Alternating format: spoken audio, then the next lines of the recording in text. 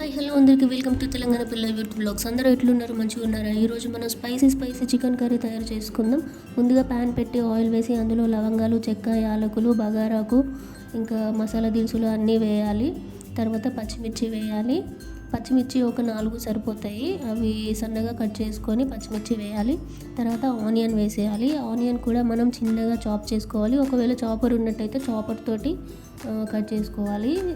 చిన్నగా చేసుకున్నట్టయితే అవి మంచిగా తొందరగా ఫ్రై అవ్వడానికి వీలవుతుంది.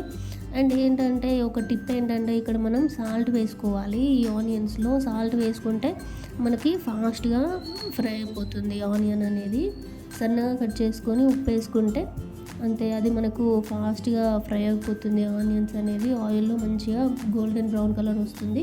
చూడండి, ఇక్కడ వీడియోలో నేను కూడా ఉప్పు వేసి ఇంకా చూపిస్తున్నాను. చూస్తే కనిపిస్తుంది కదా మనకు అక్కడ గోల్డెన్ బ్రౌన్ వచ్చింది. తర్వాత కరివేపాకు వేస్తున్నాను. కరివేపాకు వేసి కొంచెం బండపువ్వు వేస్తున్నాను. బండపువ్వు అంటే ఇలా ఉంటుంది, వీడియోలో చూడండి కనిపిస్తుంది. తర్వాత అల్లం వెల్లుల్లి పేస్ట్ వేయాలి. ఎప్పుడైనా సరే మనం అల్లం వెల్లుల్లి పేస్ట్ అనేది లాస్ట్లో వేయాలి. ఆనియన్స్ అవన్నీ వేసిన తర్వాత లాస్ట్లో అల్లం వెల్లుల్లి పేస్ట్ వేసినట్టయితే, ఎందుకంటే అల్లం వెల్లుల్లి పేస్ట్ ముందే వేయడం వల్ల మాడిపోతుంది.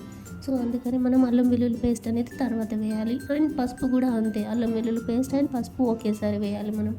అప్పుడు మనకు మాడకుండా ఉంటుంది. ముందే వేస్తే అడుగంటిపోతుంది. సో ఇక్కడ చూసారా, నేను చికెన్ అనేది మ్యారినేట్ చేశాను. సో ఇక్కడ కారం, ఇంకా పెరుగు, ఉప్పు, కొంచెం పసుపు ఇవన్నీ వేసి ముందే నేను మ్యారినేట్ చేశాను. ఫ్రిడ్జ్లో పెట్టేశాను కాసేపు, అందుకనే అలా రెడ్ కలర్లో కనిపిస్తుంది. ఇక్కడ చిల్లీ పౌడర్ అనేది చాలా రెడ్ కలర్ ఉందన్నమాట, అందుకే ఇలా కనిపిస్తుంది. బాగుంది కదా చికెన్. సో ఇలా మ్యారినేట్ చేసుకోవాలి. ఫ్రిడ్జ్లో ఒక 10 మినిట్స్ సరిపోతుంది. ఇంకా మీ వీలు బట్టి హాఫ్ అన్ అవర్ కూడా మ్యారినేట్ చేసుకోవచ్చు. గ్రేవీ అనేది ఎక్కువ వస్తుంది అలా మ్యారినేట్ చేసుకుంటే.